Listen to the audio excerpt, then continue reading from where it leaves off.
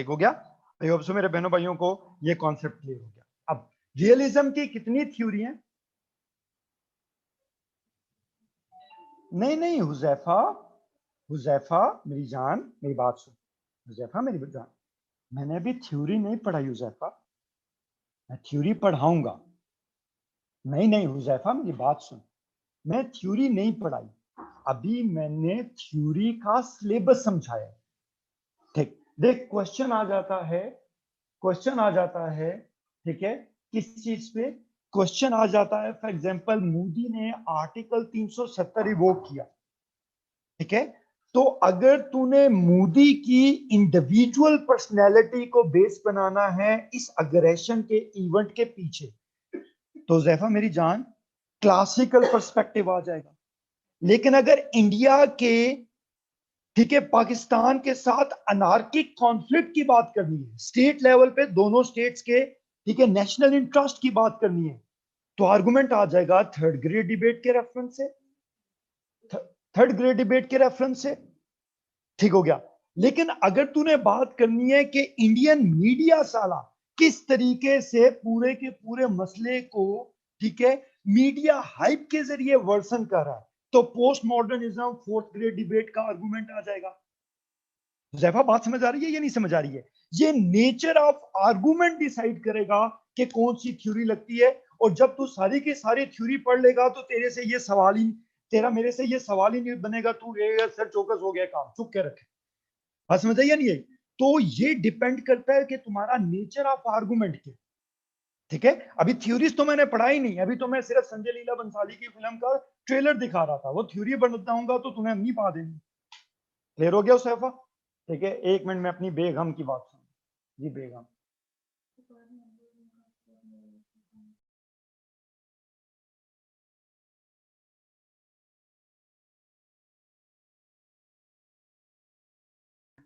ठीक है, वो नया टेल का कनेक्शन लगेगा तो उधर सिग्नल आएंगे तो मैं अपने स्टडी रूम के अंदर क्लासेस ले सकूंगा। दूसरी बात यह कि मेरा अगला पूरे वो तो आज नया टेल तो वो लगा जाएगा, ऊपर वाले राउटर लगा जाएगा, लेकिन मसला ये कि इस वीक पूरी की पूरी मेरी क्लास है, तो जुमे की रात को तैयार हो सकता है, उससे पहले तो नहीं तैयार हो सकता। इस क्लास के बाद नहीं और कर सकते, मैंने दूसरी क्लास पढ़ा। अच्छा चलो बाद में।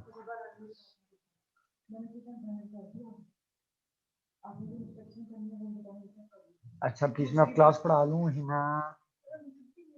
अब मैं तो पूरा दिन फुटबॉल खेलता रहा हूँ ना, मैं तो थक हुआ ही नहीं। देखो ट्रेनिंग करने नहीं गया था, करवाने गया था, 8 घंटे बोल के आ रहा हूँ। अच्छा जी बच्चों, मैं थोड़ी फुटबॉल खेल रहा था। ठीक है यार, मुझे एक कप चाय दे दे यार। ठीक है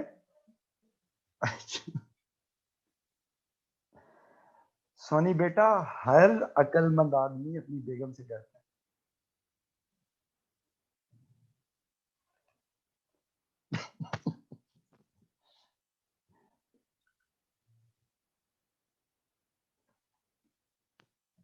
अच्छा सोनी पुत्र, ये ना सिर्फ औरतों की ड्रामेबाजी है कि औरतें इस मुल्क में कमजोर है। ठीक है, जितनी औरतें हमारे मुल्क में पावरफुल है ना, और किसी मुल्क में काफी पावरफुल नहीं है। ठीक हो गया? हमारे मुआशरे की मर्द की तो कमर टूट जाती है पूरी जिंदगी औरतों की खिदमतें कर कर। और नहीं हुजैफा ऐडा भी नहीं डारिया। ठीक हो गया मेरा बच्चा।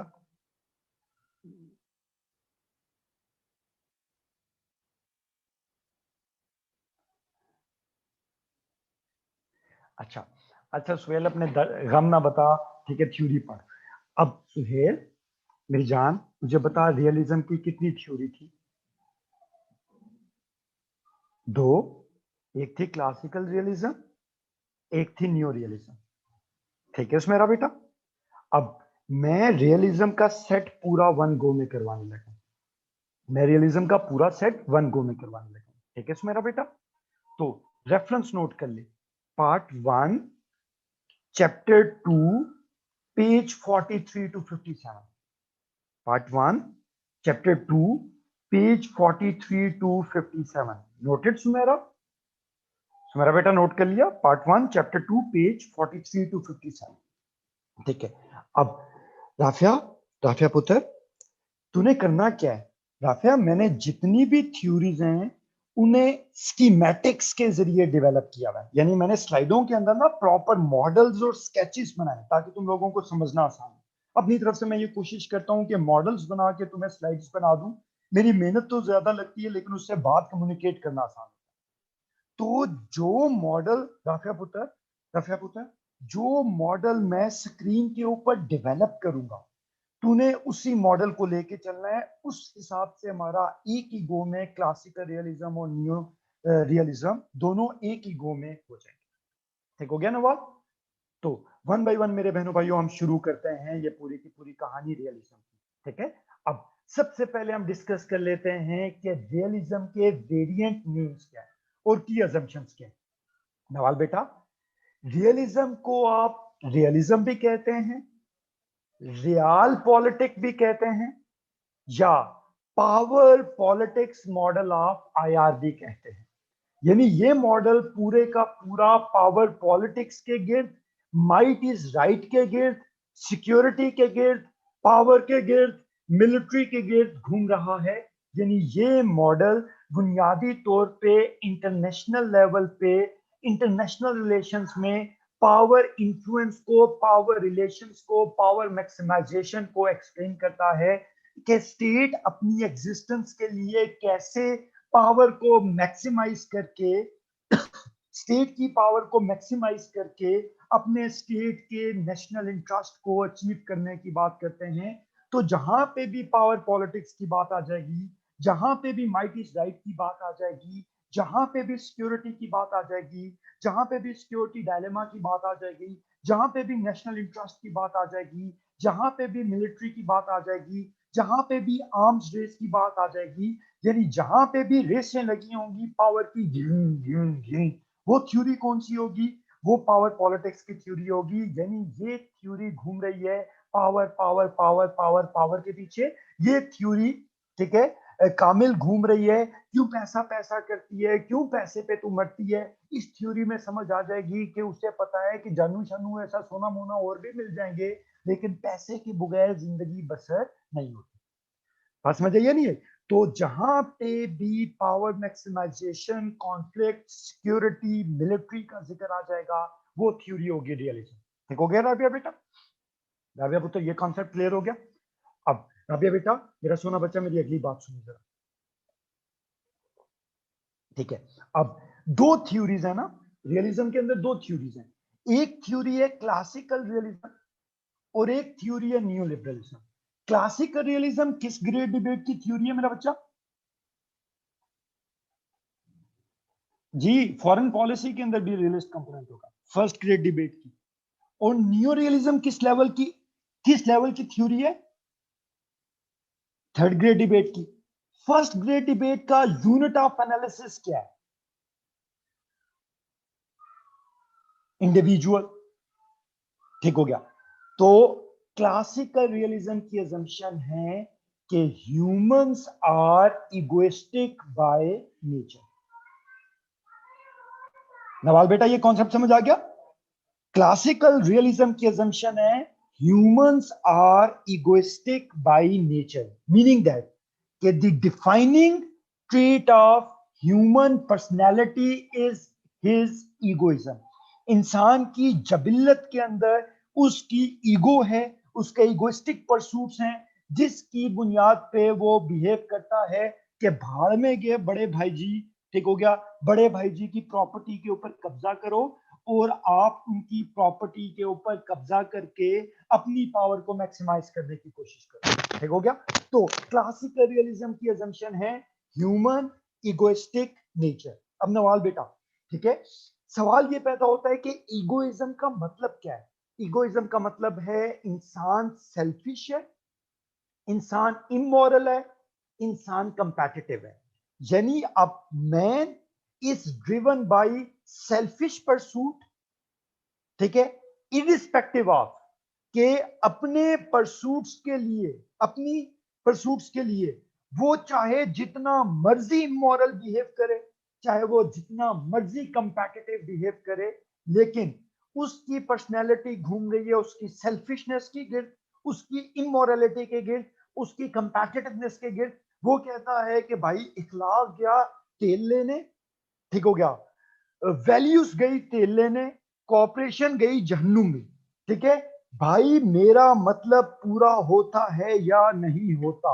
अगर नहीं होता तो मैं अपने मतलब को अचीव करने के लिए ज्यादा से ज्यादा ताकत का हासिल करूंगा, ताकि मैं बाई माइट अपने हकूक को हासिल कर सकूं। यानी ये कहता है humans are egoistic by nature and they operate on the concept of Darwinism, meaning that might is right. जिसकी लाठी उसकी भैंस, जिसकी लाठी उसकी गां, जिसकी लाठी उसकी कट्टी, जिसकी लाठी उसकी जोटी, जिसकी लाठी उसकी मर्ज। क्लियर हो गया? तो क्लासिकल रियलिज्म की अजम्पशन है humans are egoistic by nature. Modi साला इगोइस्टिक है, हिटलर साला इगोइस्टिक है। उन्होंने कश्मीर इशू के अंदर मोदी ने, ठीक है, मोरालिटी पे ऑपरेट नहीं किया, कोऑपरेशन पे ऑपरेट नहीं किया। उसने कहा जन्नू में जाएं, लोग कर्फ्यू में मरते हैं तो मरते रहे। ठीक हो गया? क्या मेरा इंटरेस्ट उन्हें आजाद छोड़ के है या उन्हें कैद करके है? तो अगर कैद करके मेरे इंटरेस्ट पूरे होते हैं तो जन्नू में गई मोरालिटी, जन्नू में गई कोऑपरेशन, जन्नू में गई अल्ट्रुइज्म। ठीक है भाई, ठीक है, मर्दे मोमिन मर्दे हक छिक के रख, छिक के रख, मैं क्या सीधे हम नहीं पाते। ठीक है? तो क्लासिकल रियलिज्म की अजम्पशन है राफिया पुत्र, humans are egoistic by nature, meaning that कि in international politics human conduct can be explained through his selfish, his immoral or his competitive pursuits। Rafia बेटा, क्लासिकल रियलिज्म की अजम्पशन क्लियर होगी मेरे बच्चे को?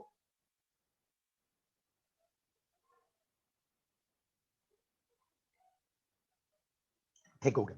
जबकि नवाल बेटा, नवाल बेटा, थर्ड ग्रेड डिबेट का यूनिट ऑफ एनालिसिस क्या है? थर्ड ग्रेड डिबेट का यूनिट ऑफ एनालिसिस क्या है? स्टेट। गुड शाबाश था। तो थर्ड ग्रेड डिबेट ये कहती थी कि इंटरनेशनल स्ट्रक्चर अनार्किक है। ठीक है नवाल बेटा, states exist in an international anarchic structure. States exist in an international anarchic structure. Nawal बेटा ये बात समझ आ गई? स्टेट्स किस तरह के स्ट्रक्चर में एग्जिस्ट करती हैं? स्टेट एक इंटरनेशनल अनार्किक स्ट्रक्चर में एग्जिस्ट करती है। जैफा, अब सवाल ये पैदा होता है कि ये इंटरनेशनल अनार्किक स्ट्रक्चर क्या है? सवाल ये पैदा होता है कि ये इंटरनेशनल अनार्किक स्ट्रक्चर क्या है? तो ये कहता है कि भाई दुनिया के अंदर there is no authority over and above the state. कोई इंटरनेशनल गवर्नमेंट नहीं, कोई इंटरनेशनल लेजिस्लेचर नहीं, स्टेट सॉवरन है। चुनाचे स्टेट के ओवर एंड अबव कोई भी अथॉरिटी एग्जिस्ट नहीं करती। यानी अमेरिका और पाकिस्तान के दरमियान ऊपर कोई सुपरा सॉवरन नहीं है। There is no sovereign over and above the state. तो कोई इंटरनेशनल अनार्किक स्ट्रक्चर में कोई, ठीक है, ऐसी एंटिटी नहीं है जो स्टेट की कंडक्ट को रेगुलेट कर सके। सैमा बेटा ये बात समझ आ गई? कहता है सोने पे सुहागा। कामिल बेटा, इंटरनेशनल लॉ के ऊपर हम बात करेंगे, रियलिस्ट इंटरनेशनल लॉ को मानते ही नहीं है। वो ये कहते हैं कि लॉ होता ही कमांड ऑफ सॉवरन है। ठीक है, जब इंटरनेशनल लॉ को इन्फोर्स करने के लिए कोई स्टेट्स के ऊपर सॉवरन नहीं बैठा तो ये लॉ होम्योपैथिक लॉ। ठीक हो गया? इसे लाइब्रेरी में रखो, इसके ऊपर तकरीरें करो। इन रियलिटी ये लॉ स्टेट्स को, पावरफुल स्टेट्स को रोक नहीं सकता फ्रॉम एनी ऑफ देयर, ठीक है, own interest, any of their aggressive pursuits. ये बात क्लियर हो गई? ठीक है, तो इंटरनेशनल अनार्किक स्ट्रक्चर का मीनिंग क्या है? इंटरनेशनल अनार्किक स्ट्रक्चर का मीनिंग ये है कि भाई एक तो स्टेट से ऊपर कोई अथॉरिटी नहीं, there is absence of international sovereign. उस पे सोने पे सुहागा कि स्टेट की कैपेबिलिटीज आपस में बराबर नहीं। कोई स्टेट ज्यादा पावरफुल, कोई स्टेट कम पावरफुल। किसी की मिलिट्री ज्यादा, किसी की मिलिट्री कम, किसी की टेक्नोलॉजी ज्यादा, किसी की टेक्नोलॉजी कम। तो ये कहता है कि भाई क्योंकि ग्लोबल सॉवरन एग्जिस्ट नहीं करता, और क्योंकि स्टेट्स के दरमियान पैरिटी ऑफ कैपेबिलिटीज नहीं है, इसलिए हर स्टेट दूसरी स्टेट को, ठीक है, शुभात की नजर से देखती है, लैक ऑफ ट्रस्ट की नजर से देखती है। ठीक हो गया? जिसकी बुनियाद पे, ठीक है, पूरे के पूरे स्ट्रक्चर में एक बेचैनी, एक लैक ऑफ ट्रस्ट, एक सिक्योरिटी डायलेमा, एक मिसट्रस्ट एग्जिस्ट करता है। तो हर स्टेट कहती है कि भाई अगर इंडिया ने पाकिस्तान पे हमला कर दिया कामिल, तो कोई ग्लोबल सॉवरन नहीं है जो हमारी बचत को आएगा। पाकिस्तान, ठीक है, इंडिया के ऊपर, ग्लोबल कम्युनिटी के ऊपर रिलाय नहीं कर सकता, ट्रस्ट नहीं कर सकता। ठीक हो गया? तो अगर हमने इंडिया के किसी भी अग्रेशन को डेटर करना है, तो भाई हम दुनिया के ऊपर जिम्मेदारी नहीं डाल सकते, हम दुनिया के ऊपर रिस्पॉन्सिबिलिटी नहीं डाल सकते। हमारे पास सिर्फ एक ही तरीकेकार है कि हम अपनी कैपेबिलिटीज इंडिया के बराबर लाने की कोशिश करें, हम मैक्सिमाइज करें, ताकि अपनी पावर को मैक्सिमाइज करें। इंडिया के बराबर अपनी पावर नहीं ला सकते, तो सेल्फ हेल्प की बुनियाद पे, सेल्फ हेल्प रिलायंस की बुनियाद पे, और कुछ नहीं तो बैलेंस ऑफ पावर के जरिए हम गौरी बना लें, ताकि इंडिया में आंखें दिखाए तो हम कह ले फिर आया जे गौरी। ठीक है? तो इंटरनेशनल नारकीटिक स्ट्रक्चर का मतलब ये है कि स्टेट लेवल के ऊपर there is an environment of lack of trust. Kamil, मेरे जुमले को गौर से जरा समझिए। There is an environment of lack of trust shaped by absence of an international supra-sovereign over and above the state and unequal distribution of capabilities among states, which leads all states into a whirlpool of security dilemma, and it forces states to maximize their power in order to ensure their survival. ठीक हो गया? तो मेरे बहनों भाइयों, classical realism की assumption क्या होगी कि humans are egoistic by nature, जबकि नियो रियलिज्म की अजम्पशन होगी international structure is anarchic by nature. International structure is anarchic by nature. ठीक है? तो क्या कामिल मैं इसे ऐसे डिफाइन कर सकता हूं कि क्लासिकल रियलिज्म, ठीक है, इम्परफेक्ट ह्यूमन नेचर को अज्यूम करती है, जबकि न्यू रियलिज्म इम्परफेक्ट, ठीक है, इम्परफेक्ट इंटरनेशनल अनार्किक स्ट्रक्चर को बेस बनाती। ठीक हो गया? बात समझ आई या नहीं आई बच्चों? ये बात क्लियर हो गई बच्चों? असम्पशंस चौकस हैं, असम्पशन चौकस है। ठीक है? तो अब आपने दो लफ्ज, राबिया बेटा, दो लफ्ज पल्ले डाले। क्लासिकल रियलिज्म की असम्पशन है ह्यूमन इगोइज्म, जबकि नियो रियलिज्म की असम्पशन है इंटरनेशनल अनार्किक स्ट्रक्चर या स्टेट अनार्किक स्ट्रक्चर। ठीक है? आई होप सो मेरे बच्चों को असम्पशन क्लियर होगी। ठीक, अब मैं ये चीज करवाने के बाद अब मैं अगले पॉइंट के ऊपर जाने लगा हूं, जो है मॉडल एंड असम्पशन। ठीक है? Model and assumption. ठीक है बच्चों? अब रियलिज्म के मॉडल को, ठीक है, रियलिज्म या रियल पॉलिटिक कहते हैं। डन? नवाल बेटा, इससे कितना स्लो हूं मेरा बच्चा? जितनी देर में बाकी टीचर पूरे न्यू रियलिज्म की थ्योरी बता देते हैं, मैंने तुझे जब ये सिर्फ असम्पशन बताई, और कितना स्लो हूं? ठीक है? अब बच्चों, इधर ध्यान कीजिएगा। मैं तुम्हें पावर पॉलिटिक्स मॉडल की कंप्लीट मॉडल समझाने लगा हूं कंपैरेटिव डोमेन में। तो साइमा, ठीक है, पावर पॉलिटिक्स में एक थ्योरी है क्लासिकल रियलिज्म, एक थ्योरी है नियो रियलिज्म। अब नियो रियलिज्म की अजम्पशन क्या है? पूरी अजम्पशन लिखिएगा। साइमा बेटा, नियो रियलिज्म की अजम्पशन क्या है?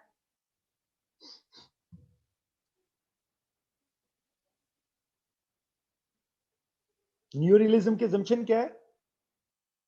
इंटरनेशनल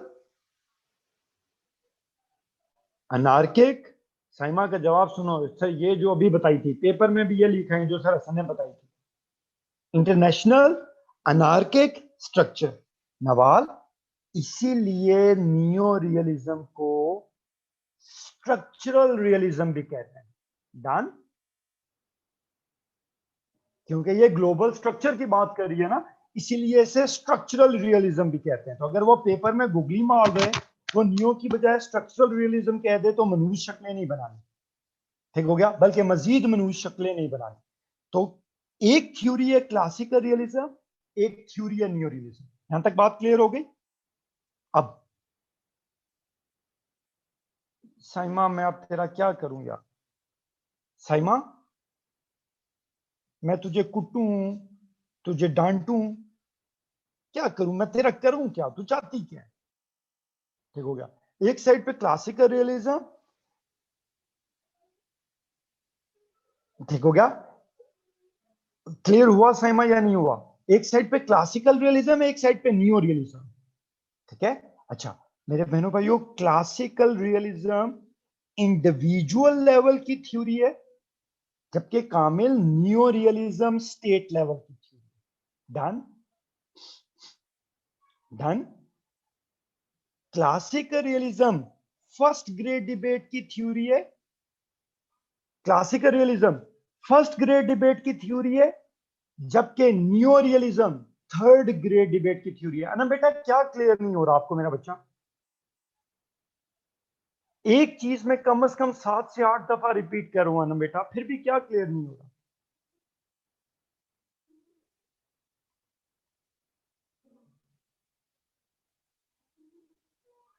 अनम से पूछ रहा हूं रबिया।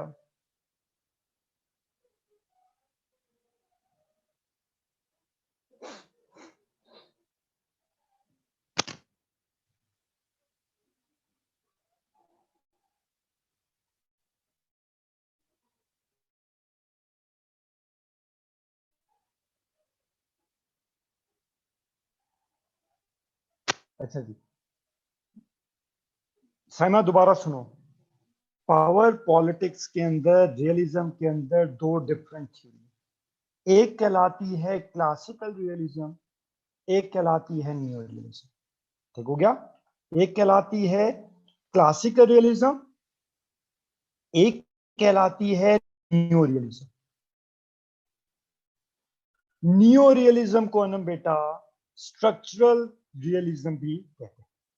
क्लासिकल रियलिज्म रफिया बेटा इंडिविजुअल लेवल की थ्योरी है, जबकि नियो रियलिज्म स्टेट लेवल की theory. Classical realism first grade debate की थ्योरी है, जबकि neo realism third grade debate की थ्योरी। क्लासिकल रियलिज्म की अजम्पशन है ह्यूमन इगोइस्टिक नेचर, जबकि नियो रियलिज्म की अजम्पशन है इंटरनेशनल अनार्किक स्ट्रक्चर। और इसके नीचे एक चीज और ऐड कर लो कि क्लासिकल रियलिज्म के अंदर जो अप्रोच इस्तेमाल की गई है वो है ट्रेडिशनलिज्म। क्लासिकल रियलिज्म में जो अप्रोच इस्तेमाल की गई है वो है ट्रेडिशनलिज्म, जबकि नियो रियलिज्म के अंदर जो अप्रोच इस्तेमाल की गई है वो है स्ट्रक्चरलिज्म या फंक्शनलिज्म। वो है स्ट्रक्चरलिज्म या फंक्शनलिज्म, के स्टेट्स कैसे स्ट्रक्चर में एग्जिस्ट करती है। बच्चों, यहां तक तुम्हें क्लासिकल और नियो रियलिज्म कंपैरेटिवली समझ आ गई? यहां तक कंपैरेटिवली समझ आ गई, कंपैरिजन समझ आ गया यहां तक? तो क्लासिकल रियलिज्म इंडिविजुअल लेवल की फर्स्ट ग्रेड डिबेट की ट्रेडिशनलिस्ट अप्रोच की थ्योरी है, जो अज्यूम ये करती है कि humans are egoistic by nature. जबकि नियो रियलिज्म, ठीक है, थर्ड ग्रेड डिबेट की स्टेट लेवल की फंक्शनलिस्ट पर्सपेक्टिव की थ्योरी है, जो ये कहती है कि स्टेट्स एग्जिस्ट करती हैं इन एन इंटरनेशनल अनार्किक स्ट्रक्चर। यहां तक बच्चों अब तक बात क्लियर हो गई? अनम बेटा, यहां तक बात क्लियर हो गई? अनम किधर चली गई? अल्लाह का वास्ता मलंगी।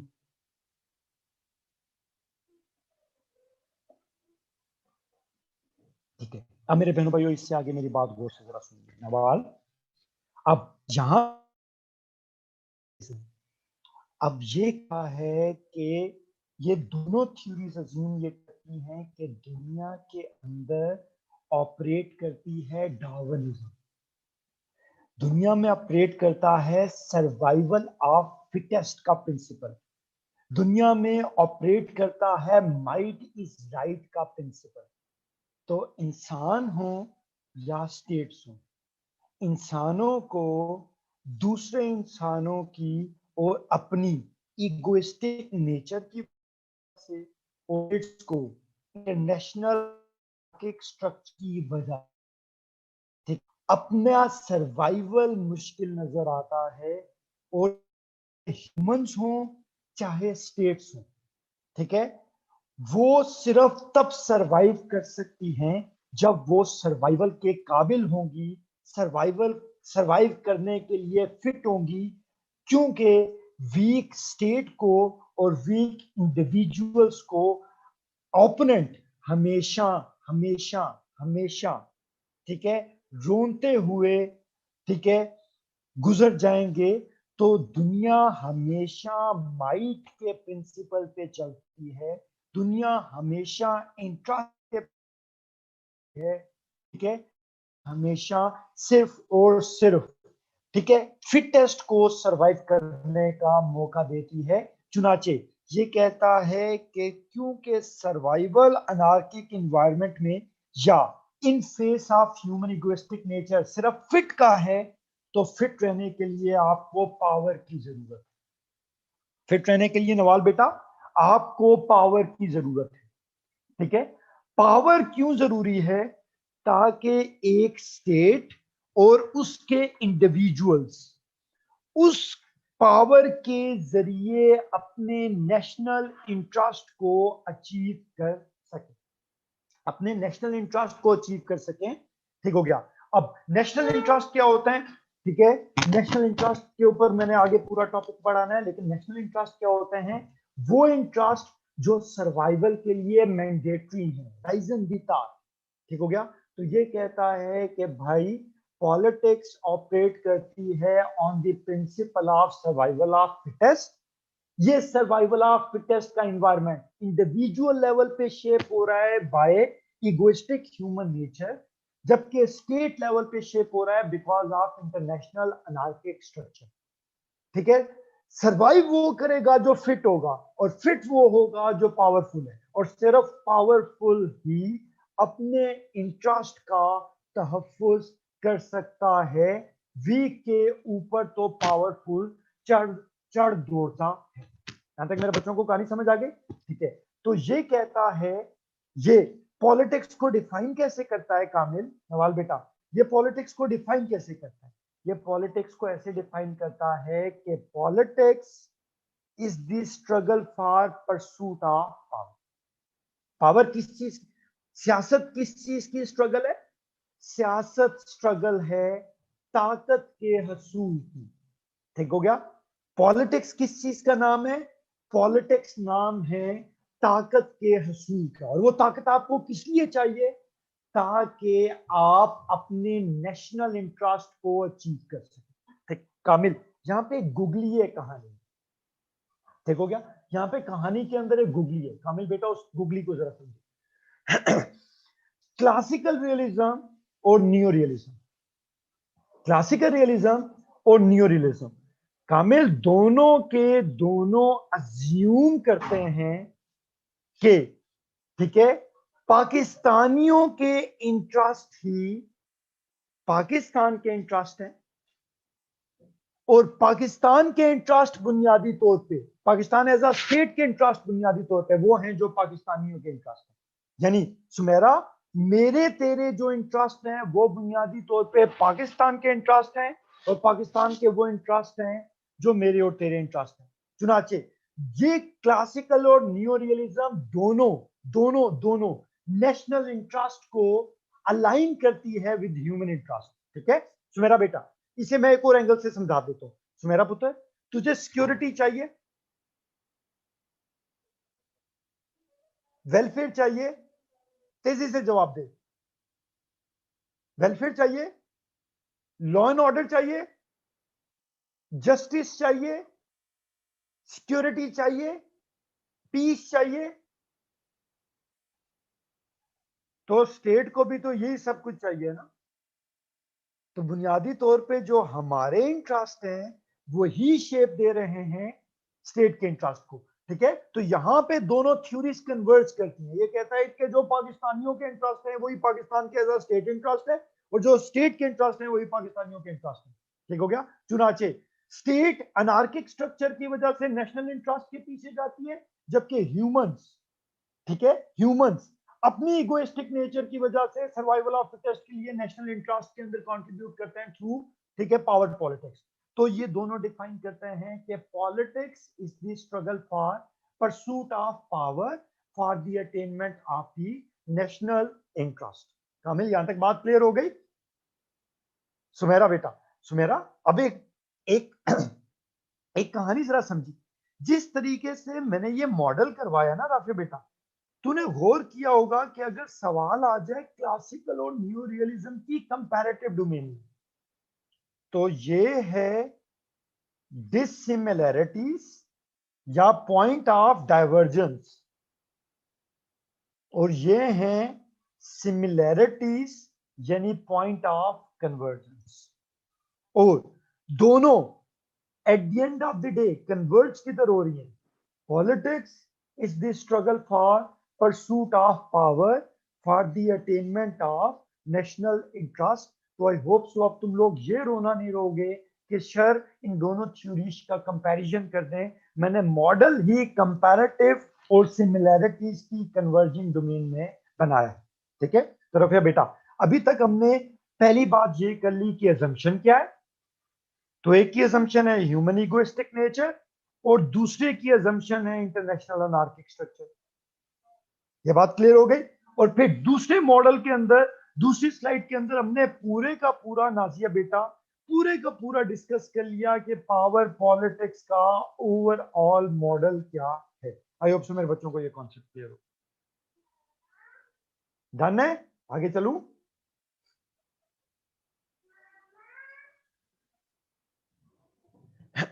अब राफिया बेटा आगे जरा चली। अब राफिया, अब मैं जरा क्लासिकल रियलिज्म के तुझे की प्रिंसिपल्स बता देता हूं। मैं क्लासिकल रियलिज्म के रबिया पुत्र तुम लोगों को की प्रिंसिपल्स बताने लगा हूं। इजाजत है? बताओ मेरा बच्चा। की प्रिंसिपल्स ऑफ क्लासिकल रियलिज्म बताने लगा हूं। इजाजत राबिया बेटा? अच्छा बच्चा, राबिया बेटा, इस मॉडल को एक्सप्लेन करने के लिए शीजा बेटा मैं जिस स्कॉलर को फॉलो कर रहा हूं, स्कॉलर का नाम है हेंस मॉर्जेंटाउ। मैं किस स्कॉलर को फॉलो कर रहा हूं? मैं स्कॉलर को फॉलो कर रहा हूं हेंस मॉर्जेंटाउ। डन शीजा? और हेंस मॉर्जेंटाउ की बुक का नाम क्या है? Politics among Nations. हेंस मॉर्जेंटाउ की बुक का नाम क्या है? Politics among Nations. मैं किस थ्योरी के प्रिंसिपल तुम्हें बताने लगा हूं? मैं किस थ्योरी के प्रिंसिपल बताने लगा हूं? क्लासिकल रियलिज्म के। ये ओवरऑल रियलिज्म के मॉडल के प्रिंसिपल नहीं है, ये क्लासिकल रियलिज्म के प्रिंसिपल है। ठीक है, किस स्कॉलर को बेस बनाऊंगा? मॉर्जेंटाउ को। ठीक है, मॉर्जेंटाउ की किस किताब को बेस बनाऊंगा? Politics among nation. अब मेरे बहनों भाइयों, पॉलिटिक्स अमंग नेशन में, ठीक है, 6 प्रिंसिपल पिच किए मॉर्जेंटाउ ने रियलिज्म को एक्सप्लेन करने के लिए। कितने प्रिंसिपल्स पिच किए मेरा बच्चा? 6 प्रिंसिपल्स। एक्सप्लेन करूं नवाल बेटा वन बाय वन एक्सप्लेन करूं? ठीक हो क्या? अब नवाल बेटा कहानी जरा समझिए। नवाल कहानी जरा समझिए। ये कहता है कि स्टेट्स अपनी पावर बढ़ाती थी, स्टेट्स अपनी पावर बढ़ाती हैं, स्टेट्स अपनी पावर बढ़ाती रहेंगी। यानी पावर पॉलिटिक्स माजी में भी होती थी, पावर पॉलिटिक्स आज भी होती है, और पावर पॉलिटिक्स रोजे कयामत तक जारी रहेगी। नवाल पुत्र, ये कॉन्सेप्ट क्लियर हो गया? ठीक है, स्टेट को गवर्न करने वाले यानी स्टेट क्राफ्ट पावर पॉलिटिक्स करते थे। स्टेट को गवर्न करने वाले पावर पॉलिटिक्स करते हैं। स्टेट को गवर्न करने वाले पावर पॉलिटिक्स करते रहेंगे। हुज़ैफा, मैंने थोड़ी देर पहले एक बात समझाई है मेरा बच्चा, ये स्टेट और इंडिविजुअल के इंटरेस्ट को आइडेंटिकल मानती है ना, ठीक है। तो स्टेट बुनियादी तौर पे एब्स्ट्रैक्ट है Huzaifa, that is the combination of people, ठीक हो गया। तो स्टेट, उसके लोग स्टेट की पावर बढ़ाने की तरफ इंक्लाइंड थे, इंक्लाइंड हैं और इंक्लाइंड रहेंगे। पाकिस्तान अपनी पावर बढ़ाता था, पाकिस्तान अपनी पावर बढ़ाता है, पाकिस्तान रोजे क़यामत तक अपनी पावर बढ़ाता रहेगा। अब सुमेरा बेटा, ये पावर क्यों बढ़ाई जाती है? ताकि एक स्टेट की लीडरशिप, उसके लोग स्टेट को प्रिजर्व कर सकें। अब मेरा बेटा, मेरा सवाल यह है कि what is the difference between, ठीक है, what is the difference between, ठीक है, self preservation and self defence?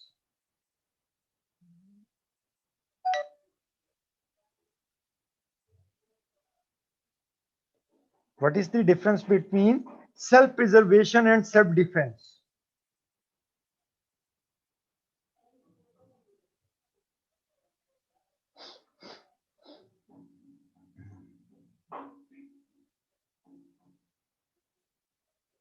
ठीक, सुमेरा, सुमेरा कहानी जरा समझी। सुमेरा, मैं इकोनॉलजी की जरा कहानी जरा समझाता हूँ। हुज़ैफा ने सुमेरा, हुज़ैफा ने सुमेरा मेरे पे हमला कर दिया।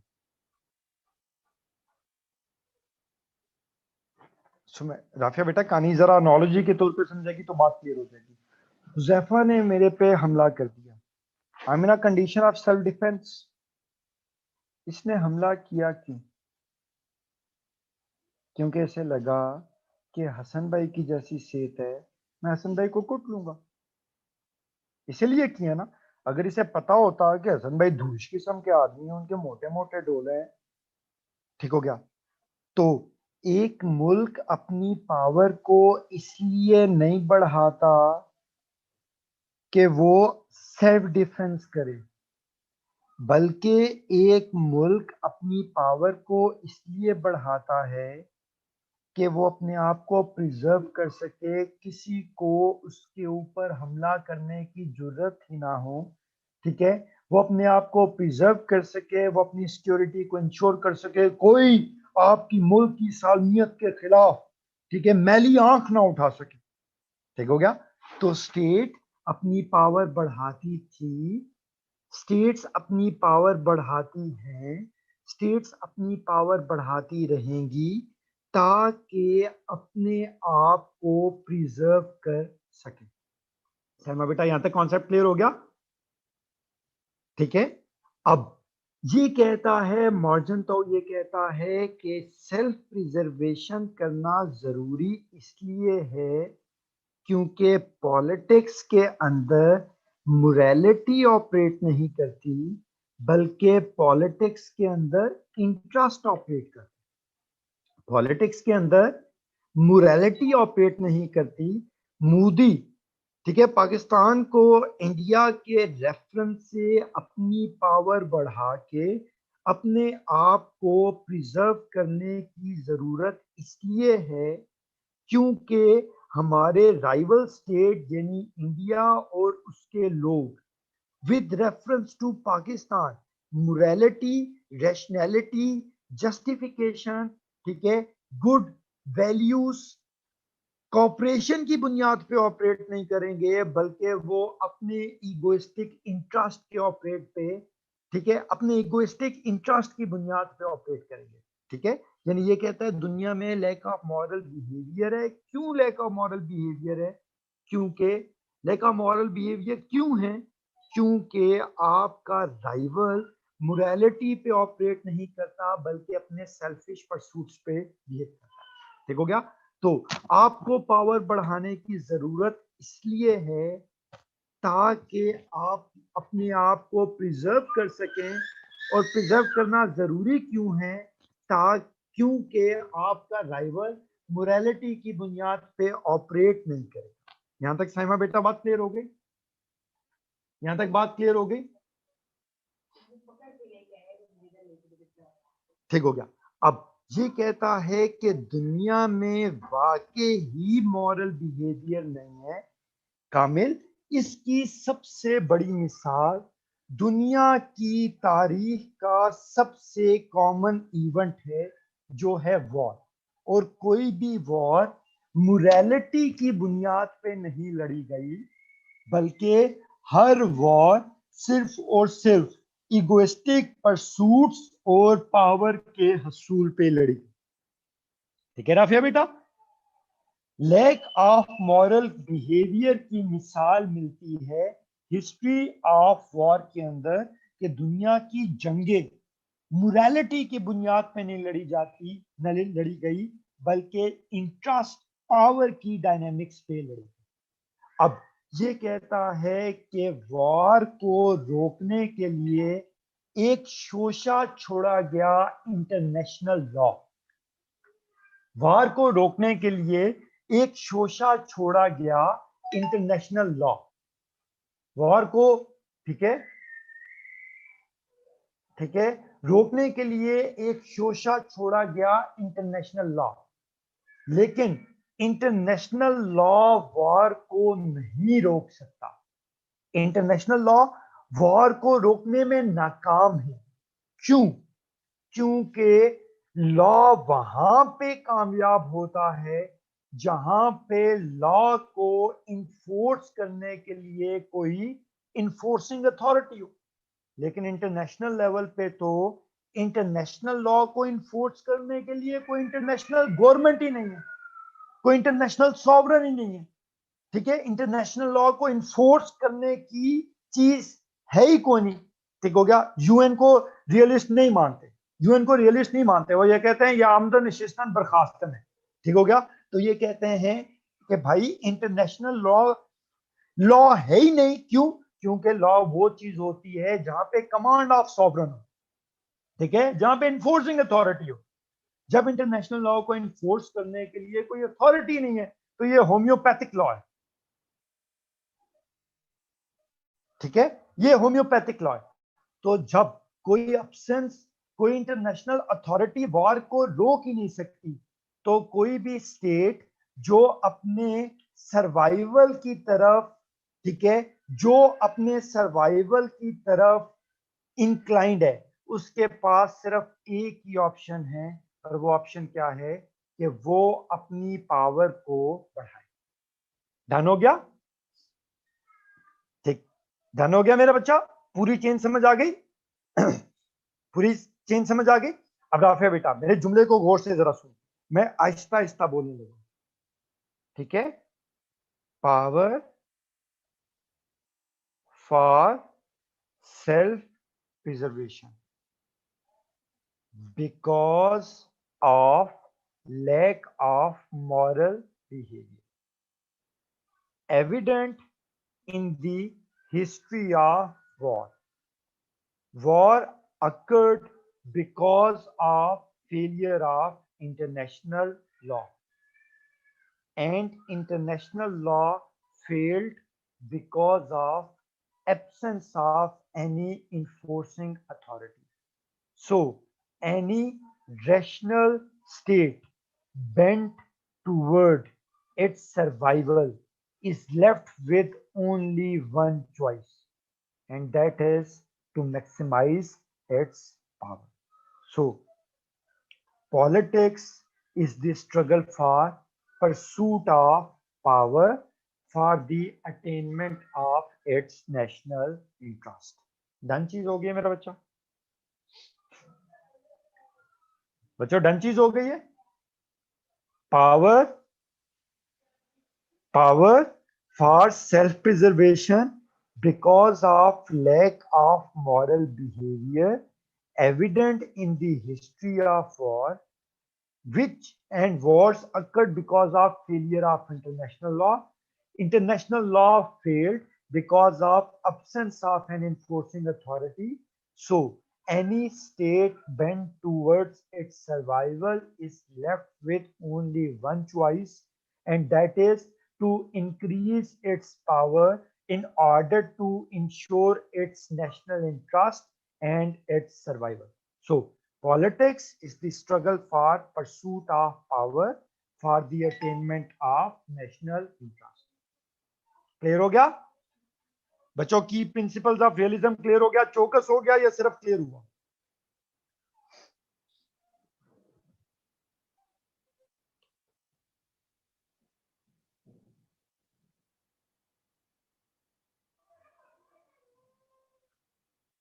ठीक है बच्चों, 10 मिनट की ब्रेक है, वापस आओगे? 10 मिनट की ब्रेक है, वापस आओगे तो मैं यहां से शुरू करूंगा।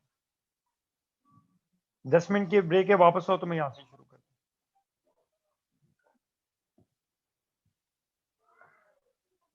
ठीक है, ये जो स्लाइड्स की बात कर रही थी, ठीक है सरेआम, मैंने स्लाइड्स की स्क्रीनशॉट लेने से मना किया हुआ है।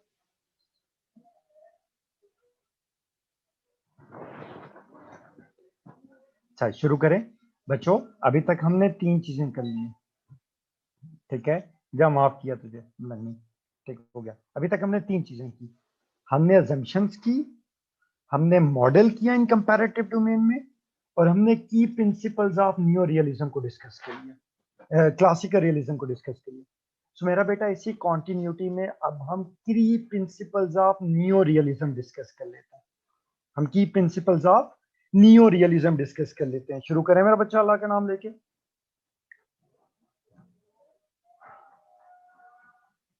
ठीक है, सो मेरा बेटा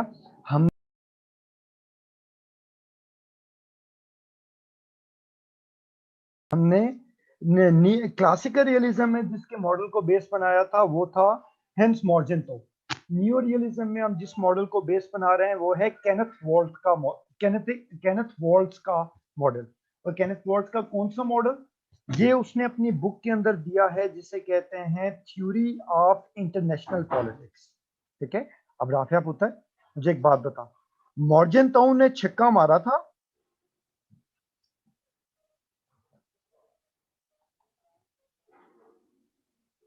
मॉर्जेंटो ने छक्का मारा था, तो क्या केनेथ वॉल्ट्स को भी छक्का मारना चाहिए या नहीं मारना चाहिए?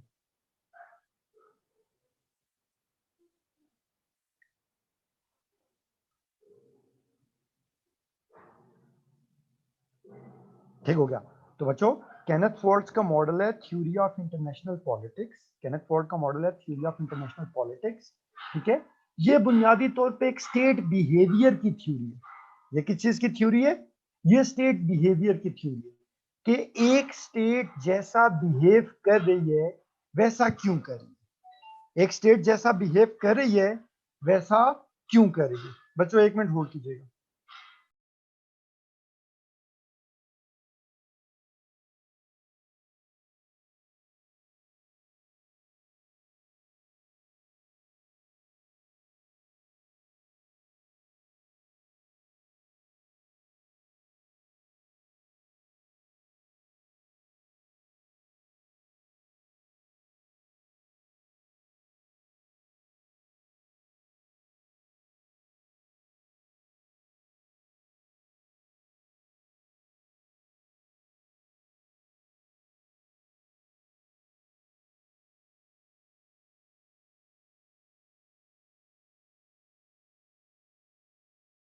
न्यू रियलिज्म की अजम्पशन है, ठीक है, थ्योरी ऑफ स्टेट बिहेवियर। ठीक है, नाजिया बेटा स्क्रीन पे सामने लिखा हुआ है लग रही थ्योरी ऑफ इंटरनेशनल पॉलिटिक्स। अब न्यू रियलिज्म की थ्योरी है, ठीक है, स्टेट बिहेवियर की थ्योरी। ये आपको इस बात का जवाब देगी कि एक स्टेट जैसा बिहेव कर रही है वैसा क्यों कर रही है। ठीक हो गया, एक स्टेट जैसा बिहेव कर रही है वैसे क्यों कर रही है। ठीक है, तो ये अपने मॉडल के अंदर 3 चीजें देता है। ठीक है, ये अपने मॉडल के अंदर 3 चीजें देता है। ठीक है, अब ये कहता है कि, ठीक है नाजिया बेटा, ये कहता है कि दुनिया में हर टाइम एक पावर का स्ट्रक्चर, पावर की हायरार्की, पावर की रेटिंग एग्जिस्ट करेगी। दुनिया में हर टाइम एक पावर का स्ट्रक्चर, एक पावर की हायरार्की, एक पावर की रेटिंग एग्जिस्ट करेगी। सो मेरा बेटा, मीनिंग दैट आजकल देखा जाए तो यूएसए मोस्ट पावरफुल स्टेट है, मोस्ट पावरफुल स्टेट है, ठीक है। उसके बाद चाइना, रशिया, ऐसा ही है। फिर जर्मनी, यूके, जापान, ऐसा ही है।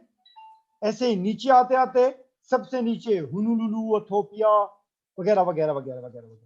तो ये कहता है कि हर टाइम दुनिया में एक पावर का स्ट्रक्चर, एक पावर की रैंकिंग एग्जिस्ट करेगी, ठीक है। पावर की रैंकिंग एग्जिस्ट करेगी, ठीक हो गया। और ये कहता है जो मर्जी हो जाए, जो मर्जी हो जाए उस स्ट्रक्चर के अंदर, ठीक है, लैक ऑफ ट्रस्ट यानी अनार्की होगा ही होगा। दुनिया में हर टाइम एक पावर हायरार्की, एक पावर स्ट्रक्चर, एक पावर रैंकिंग, ठीक है, एग्जिस्ट करेगी। क्यों करेगी? क्यों पावर स्ट्रक्चर एग्जिस्ट करेगी? और इस पावर स्ट्रक्चर जैसा मर्जी होगा, उसके अंदर लैक ऑफ ट्रस्ट यानी अनार्की इनहेरेंट होगी। अब ये कहता है ये अनार्की क्यों होगी? क्योंकि state to state capabilities vary करेंगी। किसी स्टेट की कैपेबिलिटी ज्यादा, किसी स्टेट की कैपेबिलिटी कम, किसी की मिलिट्री कैपेबिलिटी ज्यादा, किसी की मिलिट्री कैपेबिलिटी कम, ठीक है। किसी की ट्रेड कैपेबिलिटी ज्यादा, किसी की ट्रेड कैपेबिलिटी कम, ठीक है। तो ये कहता है क्योंकि कैपेबिलिटीज कभी बराबर नहीं हो सकती, इसलिए ताकत की तकसीम भी कभी इक्वल नहीं होगी। किसी स्टेट की नेट पावर ज्यादा, किसी स्टेट की नेट पावर कम। यहां तक मेरे बच्चों को बात समझ आ गई? दुनिया में एक पावर का स्ट्रक्चर, जैसा भी वो स्ट्रक्चर होगा, अनार्की यानी लैक ऑफ ट्रस्ट उसके अंदर इनहेरेंट होगा। वो लैक ऑफ ट्रस्ट या अनार्की क्यों होगा? क्योंकि state to state capabilities vary करेंगी। जैसे कैपेबिलिटीज होंगी वैसा ही स्टेट की पावर होगी, और वो स्टेट टू स्टेट पावर कभी भी पैरिटी में नहीं होगी, कभी भी बराबरी में नहीं होगी, बल्कि अनइक्वल डिस्ट्रीब्यूशन ऑफ पावर होगी। अब ये कहता है कि जैसी डिस्ट्रीब्यूशन ऑफ पावर होगी, जैसी डिस्ट्रीब्यूशन ऑफ पावर होगी, दुनिया में वैसा पोलर निजाम जन्म लेगा। दुनिया में वैसा ही पोलर निजाम जन्म लेगा, ठीक है। पोलैरिटी को बच्चों जरा नोट करो। सैमा बेटा, पोलैरिटी को जरा नोट करिए। पोलैरिटी है number of power centres in the globe. Polarity क्या है? Number of power centres in the globe, ठीक है। ये कहता है, अच्छा सैमा बेटा, एनालॉजी से ये पोलैरिटी समझा दूं, एक एनालॉजी से ये पोलैरिटी समझा दूं, ठीक है। देख सैमा बेटा, अज्यूम कर हम सारे के सारे क्लास फेलोज हैं।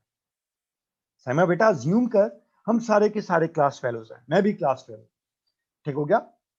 यूनिवर्सिटी के अंदर हैं, यूनिवर्सिटी के अंदर हैं, ठीक है। पहला सेमेस्टर मेरा चौका, दूसरा सेमेस्टर मेरा चौका, तीसरा सेमेस्टर चौथा, पांचवा, छठा, सातवां, आठवां मेरा चौका। मेरे बाद सेकंड नंबर कभी साइमा है, कभी सुमेरा है, कभी उजैफा है, कभी नवाल है, ठीक हो गया, कभी कामिल है।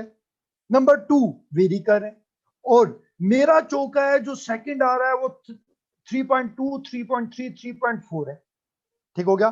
तो क्लास का एक किंग ऑफ द रिंग है। Number of power centre in the class 1 है। अब क्लासरूम में हर किसी का कंडक्ट मेरे कंडक्ट के रेफरेंस से एडजस्ट होगा, ठीक हो गया, मेरे कंडक्ट से एडजस्ट होगा। नवाल सस्ती झुकते ना मार, ध्यान कर, ठीक हो गया। अब क्लास में हर किसी का कंडक्ट मेरे रेफरेंस से एडजस्ट होगा, ठीक हो गया।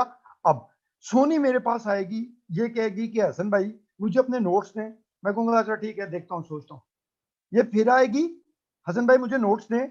मैं क्या देखूंगा, सोचूंगा, ठीक हो गया। तीसरी दफा कहेगी है ही शोधा आदमी, है ही मनूस आदमी, है ही घटिया आदमी, अपने आप को समझता क्या है, ठीक हो गया। तो क्लास में दो तरह के लोग होंगे, ईदर विद हसन अली और अगेंस्ट हसन अली।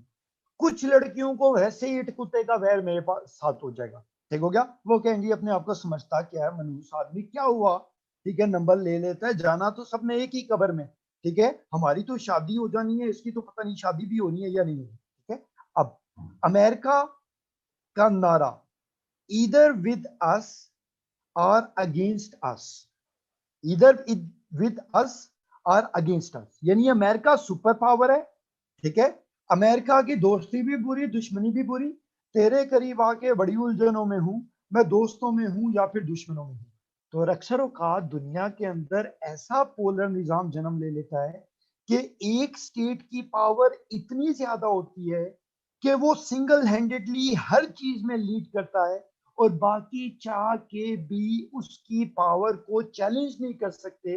तो सारी की सारी स्टेट्स अपने कंडक्ट को, अपने बिहेवियर को विद दैट स्टेट, ठीक है, एडजस्ट करता है। अमेरिका के रेफरेंस से चाइना भी अपनी पॉलिसीज को एडजस्ट करता है, पाकिस्तान भी अपनी पॉलिसीज को एडजस्ट करता है, हुलुलुलु भी अपनी पॉलिसीज को with reference to China adjust करता है, ठीक हो गया।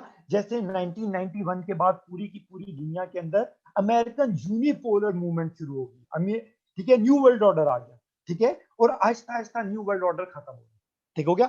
आई होप सो पोलैरिटी का पहला कॉन्सेप्ट समझ आ गया। अब दूसरी एनोलॉजी जरा समझो।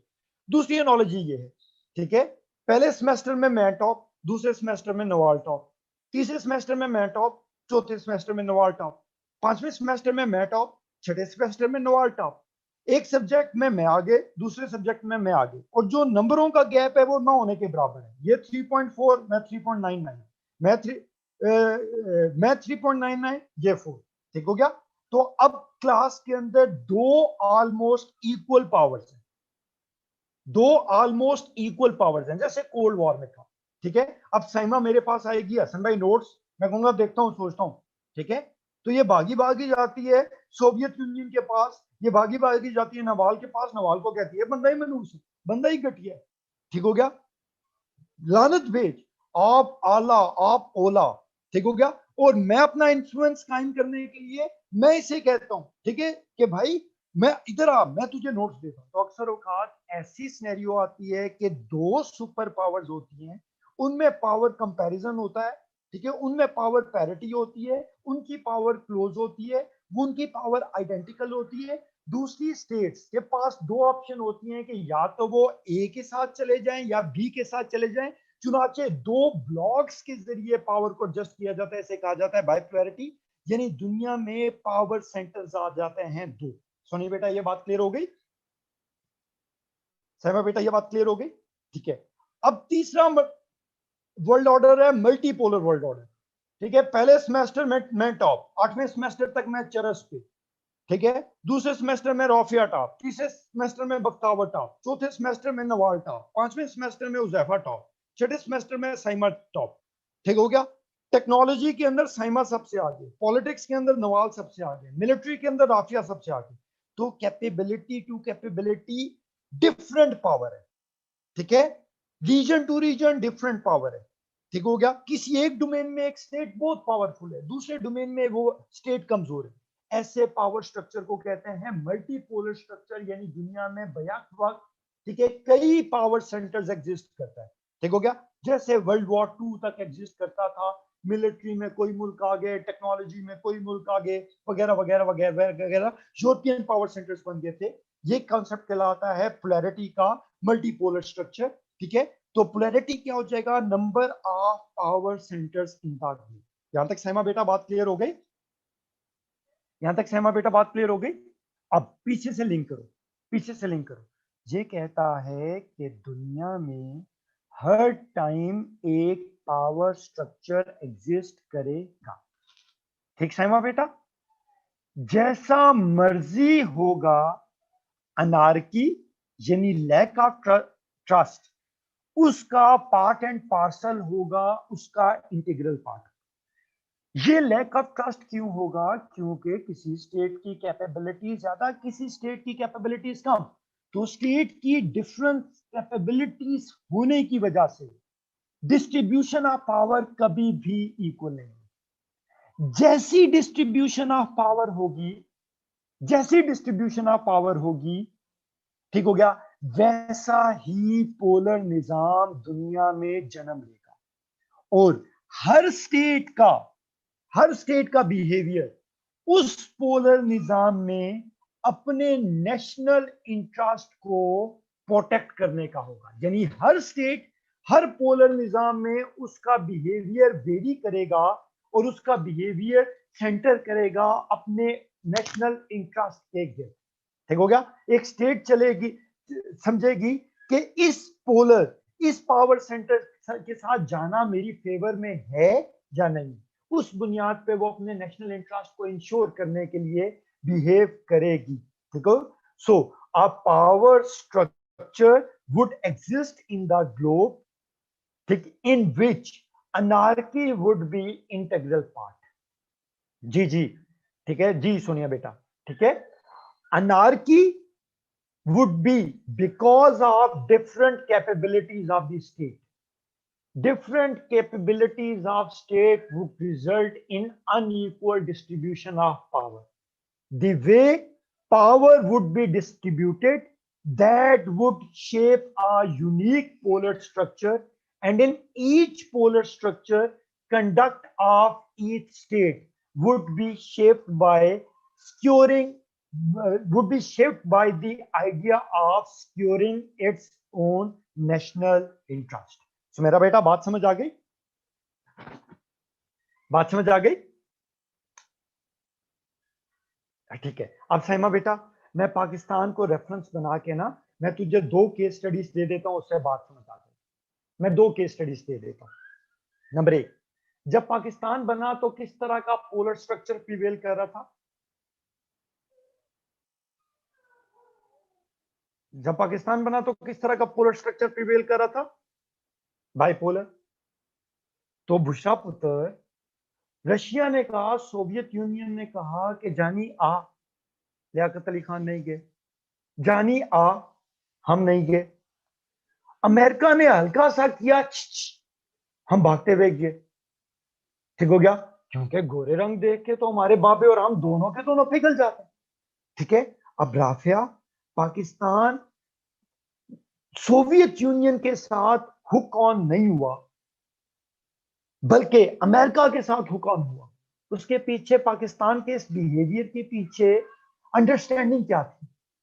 कि भाई America liberal economy, free trade की इकोनॉमी, अमेरिका की कमिटमेंट ऑफ आर्मामेंट्स, ठीक है, सीटो और सेंटो को ज्वाइन करना, हमारी अजम्पशन ये थी कि वेस्टर्न वर्ल्ड के साथ अलाइन होके हम अपने नेशनल इंटरेस्ट को बेहतर अचीव कर सकते हैं।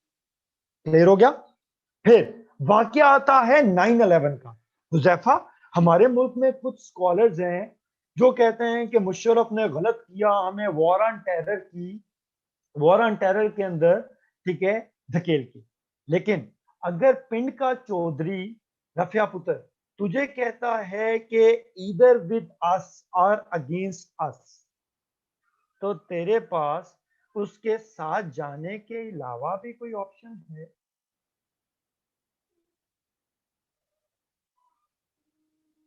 नो ऑप्शन ना।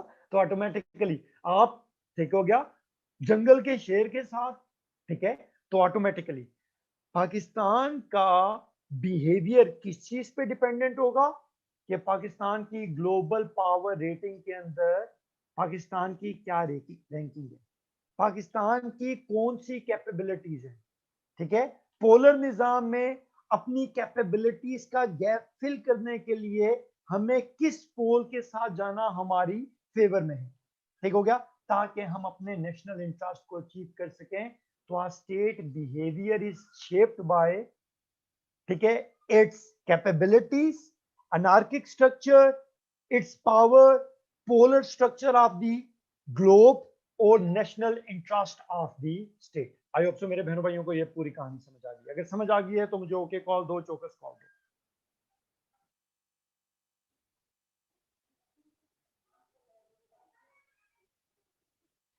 क्लियर हो गया?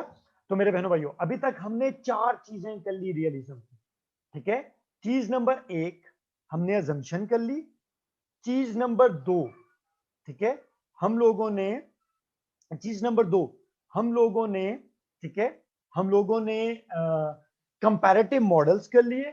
नंबर 3 हमने प्रिंसिपल्स ऑफ क्लासिकल रियलिज्म कर लिए, हमने प्रिंसिपल्स ऑफ न्यू रियलिज्म कर लिए। यहां तक मेरे बच्चों को बात समझ आ गई? राबिया, राबिया बेटा, यहां तक बात क्लियर हो गई?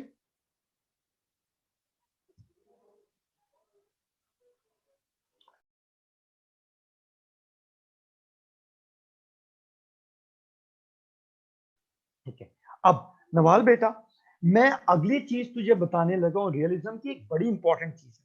ठीक हो गया? वो इंपॉर्टेंट चीज क्या है कि रियलिज्म के असेंशियल एलिमेंट्स क्या है।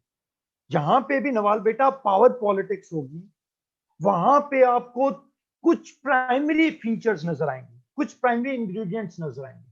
ठीक हो गया? रियलिज्म के प्राइमरी एसेंशियल फीचर्स क्या है, मैं ये डिस्कस करने लगा। ठीक हो गया? आप इसे एसेंशियल एलिमेंट्स बोलो, आप इसे प्राइमरी फीचर्स बोलो, आप इसे की मैनिफेस्टेशंस बोलो, ठीक है, आप इसे कोर कॉन्सेप्ट्स बोलो, जो मर्जी बोलना बोलो। लेकिन नवाल, इन कॉन्सेप्ट्स को याद रखने के लिए तूने कोड वर्ड याद रखना है, 3S। याद रख लेगी? 3S, ये कोड वर्ड तुम लोगों ने लाजमी याद रखना है। डन हो गया मेरा बच्चा?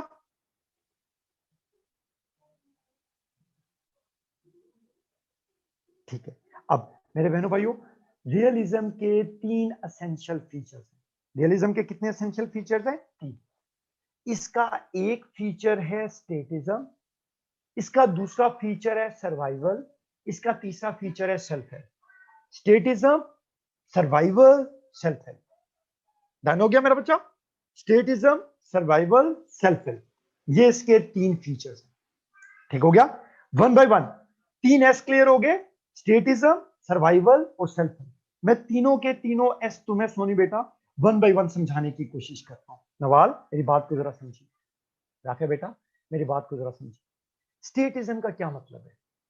रियलिज्म ये कहता है कि इंटरनेशनल रिलेशंस में स्टेट एक प्राइमरी एक्टर है, स्टेट एक यूनिटरी एक्टर है और स्टेट एक रैशनल एक्टर है। State primary, state unitary, state rational.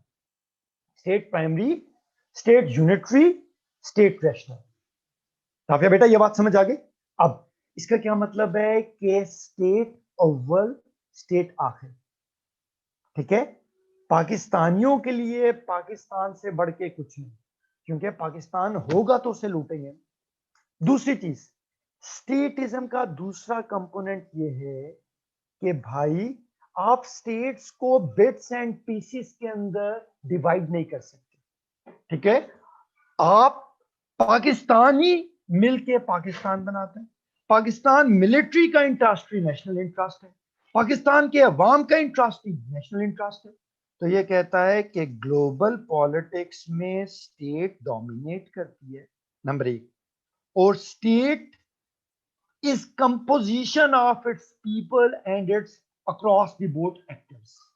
अब ये कहता है कि दुनिया में स्टेट इमोशनैलिटीज पे ऑपरेट नहीं करती, रैशनैलिटीज पे ऑपरेट करती। यानी स्टेट, ठीक है, इमोशंस पे ऑपरेट नहीं करती, आइडियलिज्म पे ऑपरेट नहीं करती, बल्कि स्टेट एक रैशनल एक्टर है। वो अपने इंटरेस्ट को कैलकुलेट करती है, वो अपनी नीड्स को कैलकुलेट करती है। ठीक है, स्टेट सेल्फ सेंटर्ड है, स्टेट को पता है कि मेरे इंटरेस्ट में क्या है। तो ये कहता है स्टेटिज्म का लुबे लुबाब ये है राफिया बेटा कि स्टेट ग्लोबल पॉलिटिक्स के अंदर प्राइमरी और रैशनल एक्टर के तौर पे ऑपरेट करता है। स्टेट अव्वल, स्टेट आखिर। स्टेटिज्म का कॉन्सेप्ट क्लियर हो गया? स्टेटिज्म का कॉन्सेप्ट क्लियर हो गया मेरा बच्चा? अब ये कहता है कि स्टेट्स क्योंकि रैशनल एक्टर है, तो स्टेट्स को पता है कि स्टेट को अनार्किक इन्वायरमेंट में ऑपरेट करना है, और इस इन्वायरमेंट में ऑपरेट करना है on the principle of survival of fittest. ठीक हो गया? यानी स्टेट की रैशनैलिटी स्टेट के अंदर सर्वाइवल का कॉन्सेप्ट हाइटन करती है। स्टेट को पता है कि वो दूसरी स्टेट के ऊपर ट्रस्ट नहीं कर सकती, ठीक है, वो अलायंसेस के ऊपर रिलाई नहीं कर सकती, ठीक है, उसे फिट होना पड़ेगा, सरवाइव करने के लिए उसे अपने गिट्टों गोडों के ऊपर भार डालना पड़ेगा, उसे अपने सर्वाइवल को इंश्योर करने के लिए अपनी पावर को मैक्सिमाइज करना पड़ेगा। ठीक हो गया? तो ये कहता है स्टेटिज्म सर्वाइवल की फीलिंग को जन्म देती है। अब ये कहता है ये सर्वाइवल, ठीक है, क्यों है? क्योंकि स्टेट दूसरी स्टेट्स को लैक ऑफ ट्रस्ट की नजर से देखेगा बिकॉज ऑफ रैशनैलिटी। ठीक है, तो ये सर्वाइवल जन्म देगा सिक्योरिटी डायलेमा को।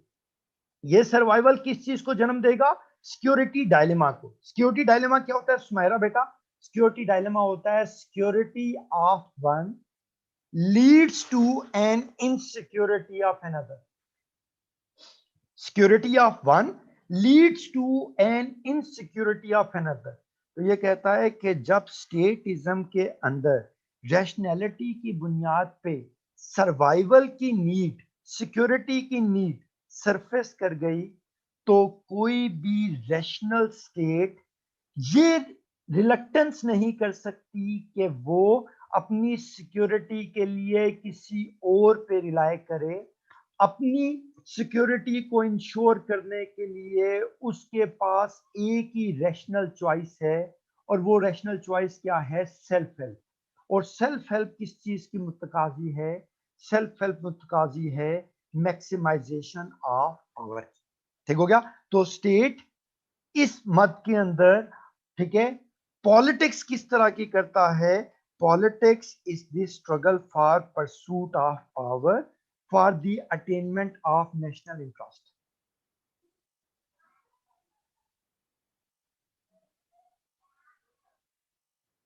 जी मेरा बेटा, बड़ा स्ट्रॉन्ग आर्गुमेंट है। ठीक हो गया? तो मेरा बच्चा, मैं इन तीनों चीजों को जोड़ू, statism for survival through self help, and self-help demands maximization of power. So, our state politics should be to go for pursuit of power in order to secure its own national interest. Statism shapes the feeling of survival, and survival leads to the concept of self-help, and self-help is only possible through power maximization. तो ये कहता है जहां पे भी power politics होगी, आपको वहां पे स्टेटिज्म यानी नेशनल इंटरेस्ट, यानी स्टेट डोमिनेंस, सिक्योरिटी की रिक्वायरमेंट, सेल्फ हेल्प का मंत्रा, ये आप लोगों को पीक होता हुआ नजर आएगा। ठीक है बच्चों, अगर ये पूरी की पूरी कहानी डन होगी है तो मुझे डना डन करो, ओके कॉल करो। Statism for survival through self help, done हो गया?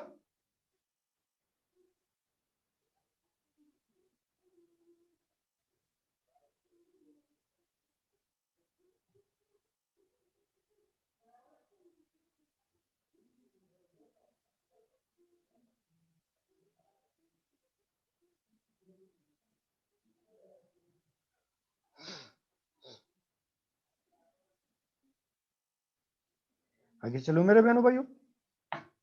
शीजा बेटा, असेंशियल एलिमेंट्स क्लियर हो गए? जी जी, दोनों में सादत, अब दोनों मर्ज हो रही हैं, दोनों थ्योरीज। ठीक है, सर्वाइवल ऑफ फिटेस्ट इंसानों की, ठीक है, ईगोइज्म की वजह से भी शेप हो सकती है, रैशनैलिटी एसोसिएटेड हो सकती है, लेकिन ये generally statism, survival, self help state level के ऊपर एसेंशियल फीचर्स कंसीडर होते हैं, यानी ये बुनियादी तौर पे जनरली एक्सप्लेन किए जाते हैं इन एनवायरनमेंट ऑफ न्यू रियलिज्म। ठीक हो गया सादत? अब मेरे बहनों भाइयों, ठीक है, सोनिया भी, सोनी भी पावर पॉलिटिक्स करती है, हसन अली गोंदल भी पावर पॉलिटिक्स करता है। ठीक है, सादात क्लियर हो गया? सादात, मोदी भी पावर पॉलिटिक्स करता है, इमरान खान भी पावर पॉलिटिक्स करता है, डोनाल्ड ट्रंप भी पावर पॉलिटिक्स करता है, डोनाल्ड ट्रंप भी पावर पॉलिटिक्स करता है, और आप लोगों का, ठीक है, इमरान खान भी पावर पॉलिटिक्स करता है, इंडिया भी पावर पॉलिटिक्स करता है, लेकिन ठीक है, पाकिस्तान भी पावर पॉलिटिक्स करता है। अब कहानी जरा समझिएगा, क्लासरूम के अंदर कोई बलोचिस्तान का लड़का मौजूद है, क्लास में कोई बलूचिस्तान का लड़का मौजूद है?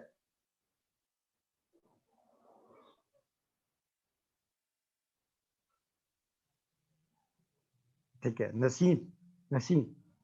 और मेरे बहनों भाइयों, एक साइड पे है नवाल, एक साइड पे है नसीम। ठीक है, दोनों पावर पॉलिटिक्स करते हैं। ठीक है, दोनों सीएसएस की तैयारी कर रहे हैं, दोनों अपनी पावर बढ़ाएंगे। लेकिन नसीम कहेगा कि हसन भाई बस इतना पढ़ा दें कि 600 नंबर आ जाए, जबकि नवाल कहती है नहीं हसन भाई, मैंने इतना पढ़ना है कि मैंने टॉप करना है, मैंने सारों को डोमिनेट करना है। अब दोनों पावर पॉलिटिक्स कर रहे हैं। एक पावर पॉलिटिक्स कर रहा है सारों को डोमिनेट करने के लिए, एक पावर पॉलिटिक्स कर रहा है अपने सर्वाइवल को इंश्योर करने के लिए। इंडिया भी पावर पॉलिटिक्स करता है, पाकिस्तान भी पावर पॉलिटिक्स करता है। इंडिया इस एंगल से करता है कि पूरे साउथ एशिया के अंदर हेजीमॉन बन सके। पाकिस्तान इसलिए करता है कि पाकिस्तान बस अपने सर्वाइवल को इंश्योर कर सके। तो हर कोई पावर पॉलिटिक्स कर रहा होगा, ओरिएंटेशन डिफरेंट होगी। तो अगर तो आप पावर पॉलिटिक्स कर रहे हैं हेजीमॉन बनने के लिए मैक्सिमलिस्ट अप्रोच से, तो आप ऑफेंसिव रियलिस्ट हो। लेकिन अगर आप मिनिमलिस्ट अप्रोच पे जा रहे हो, आप सिर्फ अपने सर्वाइवल को इंश्योर करने के लिए पावर पॉलिटिक्स कर रहे हो, तो आप डिफेंसिव अप्रोच के ऊपर जा रहे हो। मेरे बहन भाइयों, ये कॉन्सेप्ट समझ आ गया? तो पावर पॉलिटिक्स हर कोई कर रहा होगा, लेकिन orientation of power politics vary करेंगे। Orientation of power politics vary करेंगे। किसी जगह पे हेजिमोनिक अप्रोच होगी, किसी जगह पे सर्वाइवल की अप्रोच होगी, किसी जगह पे सारों को डोमिनेट करना मकसूद होगा, और किसी जगह के ऊपर, ठीक है, किसी जगह के ऊपर सिर्फ और सिर्फ मिनिमम अपने पावर को इंश्योर करना होगा। सो मेरा बेटा, तेरी भाभी भी पावर पॉलिटिक्स कर रही होगी, मैं भी पावर पॉलिटिक्स कर रहा हूँ। तेरी भाभी इस एंगल से कर रही होगी सारों को डोमिनेट करें, मैं इस एंगल से कर रहा हूँ बस गुजारा हो जाए। ठीक हो गया? तो पावर पॉलिटिक्स दो वेरिएंट ओरिएंटेशन से हो सकती है, either from the lens of offensive realism और from the reference of defensive realism. ठीक है? अब सुमेरा बेटा, अगली बात, एक छोटा सा कॉन्सेप्ट जरा समझिए। सुमेरा बेटा, छोटा सा कॉन्सेप्ट जरा समझिए। वो कॉन्सेप्ट क्या है कि ये जो पावर पॉलिटिक्स हो रही होगी ना सुमेरा, जो पावर पॉलिटिक्स हो रही होगी, ये हमेशा कंपैरेटिव डोमेन में ऑपरेट करेगी। सॉरी सुमेरा बेटा, ये पावर पॉलिटिक्स हमेशा सिचुएशनल होगी। सुमेरा, तेरी भाभी के सामने मैं कौन सी पावर पॉलिटिक्स कर रहा हूँ?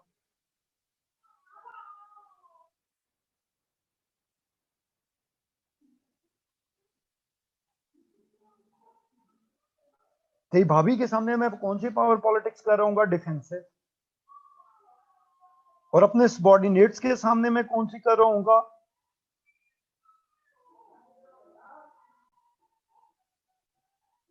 ऑफेंसिव। ठीक हो गया?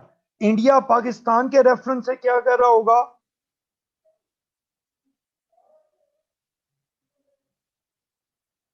इंडिया पाकिस्तान के रेफरेंस से क्या कर रहा होगा? ऑफेंसिव। इंडिया साला चाइना के रेफरेंस से क्या कर रहा होगा? डिफेंसिव। ठीक हो गया? पाकिस्तान इंडिया के रेफरेंस से क्या कर रहा होगा? डिफेंसिव। लेकिन पाकिस्तान अफगानिस्तान के रेफरेंस से क्या कर रहा होगा? ऑफेंसिव। तो सिचुएशन डिटरमिन करेंगी आप ऑफेंसिव पोस्चर पे जा रहे हो या डिफेंसिव पोस्चर पे जा रहे हो। एक ही एक्टर एक सिचुएशन में ऑफेंसिव रियलिज्म कर रहा होगा, वही एक्टर दूसरी सिचुएशन में डिफेंसिव रियलिज्म कर रहा होगा। बच्चों, ये कहानी समझ आ गई?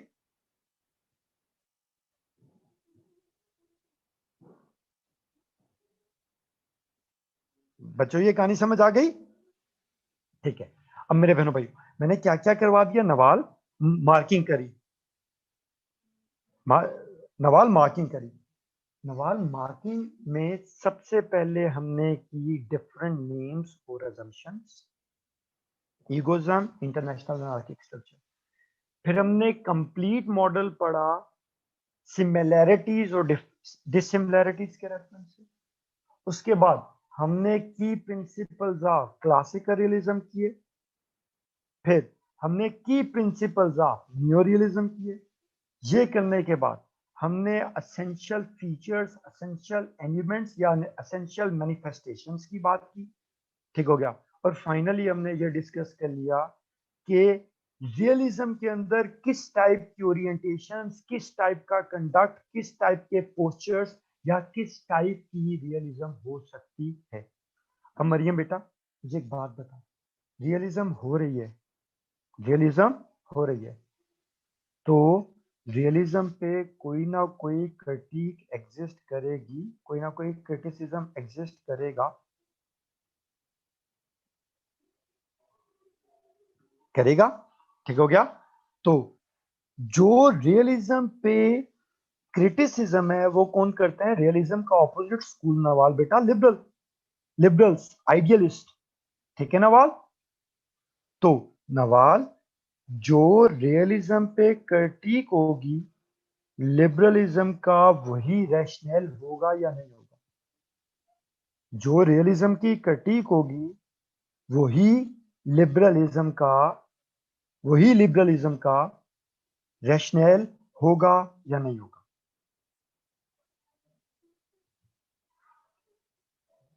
होगा। तो मेरे बहनों भाइयों, जो रियलिज्म पे क्रिटिक है वो लिबरल्स और आइडियलिस्ट करते हैं। जी राबिया बेटा ये एक ही बात है, आगे जाके इसमें क्लैरिटी करूंगा, ठीक हो गया। तो ऑटोमेटिकली इसके ऊपर क्रिटिक करते हैं लिबरल्स। तो जब लिबरल्स क्रिटिक करते हैं तो ऑटोमेटिकली इसका criticism would serve as the rationality या रैशनल ऑफ लिबरल थॉट। अब इसके ऊपर क्रिटिसिज्म क्या है कि भाई पावर पॉलिटिक्स एक विशियस साइकिल है। पावर पॉलिटिक्स कैसा साइकिल है? पावर पॉलिटिक्स एक विशियस साइकिल है, ठीक है राबिया बेटा। विशियस क्या होता है? विशियस होता है ढीठ, ठीक है। विशियस साइकिल होता है नेवर एंडिंग, विशियस साइकिल होता है वर्लपूल, चिंजड़, स्टिकी, जान ना छोड़ने वाली या जान ना छोड़ने वाला, ठीक हो गया, ढीठ, ठीक है, भंवर। तो ये कहता है कि पावर पॉलिटिक्स एक ऐसा हसीनों की जुल्फों की तरह एक परपेचुअल किस्म का गुंजलदार एलिमेंट है कि जुल्फ दा कुंजल खुले ना ते अख दा कजल डुले, ठीक है। तो पावर पॉलिटिक्स एक विशियस साइकिल है, एक परपेचुअल साइकिल है, एक एवर डीपनिंग साइकिल। बात समझ आ गई राजा? राजा साहब, राजा जी वीली चुप्स हो, बात समझ आ गई? तो लिबरल्स कहते हैं कि मान लिया कि दुनिया का स्ट्रक्चर अनार्किक है, मान लिया जिस स्ट्रक्चर के अंदर पाकिस्तान और इंडिया एग्जिस्ट करते हैं उस स्ट्रक्चर में लैक ऑफ ट्रस्ट भी एग्जिस्ट करता है। तो मेरा बेटा यहां तक बात क्लियर हो गई? ये कहता है कि मान लिया कि दुनिया में अनार्की एग्जिस्ट करती है, और ये कहता है कि इस अनार्की, इस लैक ऑफ ट्रस्ट की वजह से स्टेट्स के दरमियान सिक्योरिटी डायलेमा आ गया, ठीक है।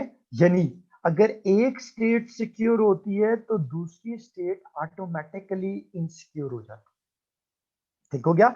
इंडिया की पावर बढ़ती है, वो सिक्योर होती है तो पाकिस्तान इनसिक्योर हो जाता है। ये कहता है कि अनार्किक स्ट्रक्चर शेप देता है सिक्योरिटी डायलेमा। अब सिक्योरिटी डायलेमा में क्या होता है कि एक स्टेट सिक्योर होगी तो दूसरी स्टेट इनसिक्योर होगी। वो जब इनसिक्योर होगी तो वो खामोश तो नहीं बैठेगी ना सुमेरा बेटा, वो अपनी पावर को बढ़ाएगी। डन हो गया? पाकिस्तान जब इंडिया के मामले में इनसिक्योर होगा सिक्योरिटी डायलेमा की वजह से, तो पाकिस्तान अपनी पावर को बढ़ाएगा, ठीक हो गया। अब जब सुमेरा बेटा पाकिस्तान अपनी पावर बढ़ाएगा तो इंडिया चुप तो नहीं बैठेगा, ठीक है। इंडिया ये तो नहीं कहेगा चल जानी पप्पू बढ़ा ले, इंडिया जब पाकिस्तान पावर बढ़ाएगा तो वो पाकिस्तान की पावर को बैलेंस करेगा, वो अपनी पावर और बढ़ाएगा। जब पावर और बढ़ाएगा तो लैक ऑफ ट्रस्ट, अनार्की तो और आएगी। अनार्की और आएगी तो सिक्योरिटी डायलेमा और आएगा। सिक्योरिटी डायलेमा और आएगा तो और पावर मैक्सिमाइजेशन होगी। और पावर मैक्सिमाइजेशन होगी तो मजीद बैलेंस ऑफ पावर होगा। मजीद बैलेंस ऑफ पावर होगा तो मजीद सिक्योरिटी डायलेमा। मजीद सिक्योरिटी डायलेमा तो मजीद पावर मैक्सिमाइजेशन। ये साइकिल, विशियस साइकिल चलता जाएगा, चलता जाएगा, चलता जाएगा, डीप होता जाएगा। ये एक विशियस साइकिल की तरह, हसीनों की जुल्फों की तरह गुंजलदार गुंजलदार गुंजलदार गुंजलदार गुंजलदार गुंजलदार होता जाएगा। डन हो गया? अनएंडेड साइकिल।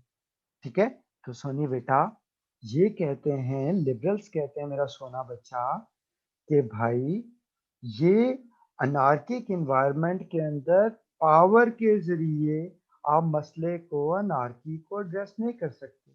तो मनुष्यो, ये पावर का साइकिल छोड़ो, दोनों ग्लोरिया जीन्स पे बैठो, चौकस किस्म का ब्लैक कॉफी का कप मंगवाओ, 7 सैंडविचेस मंगवाओ, दोनों आपस में मनुष्यों बातचीत करो, आमने सामने बैठो और लिबरल अप्रोच के जरिए, दिल खुला करके, डायलॉग के जरिए, ट्रीटीज के जरिए, इंटरनेशनल ऑर्गेनाइजेशंस के जरिए, डिप्लोमेसी के जरिए मसले को पीसफुली हल करने की कोशिश करो। और ये जो अनार्किक स्ट्रक्चर के अंदर ट्रस्ट डेफिसिट आ रहा है, इस ट्रस्ट डेफिसिट को ओवरकम करने की कोशिश करो through effective institutions, through treaties, through dialogue, through negotiations, through democracy, through trade, through माहौल, through कुपियां, through आनिया, through जानिया, through टुन। कहानी समझ आई या नहीं आई? तो ये कहता है कि मनुष्यो, ठीक है, लड़ाई खत्म करो, पावर पॉलिटिक्स खत्म करो, दोनों झुको, बातचीत करो, ठीक है, और मसले को हल करने की कोशिश करो। यानी लिबरल ओरिएंटेशन के जरिए मसले को हल करने की कोशिश करो। बच्चों, क्रिटिक ऑन रियलिज्म और rational of liberal thought. Clear हो गया? डन हो गया? बच्चों, पूरी रियलिज्म की थ्योरी चौकस हुई या नहीं? पूरी रियलिज्म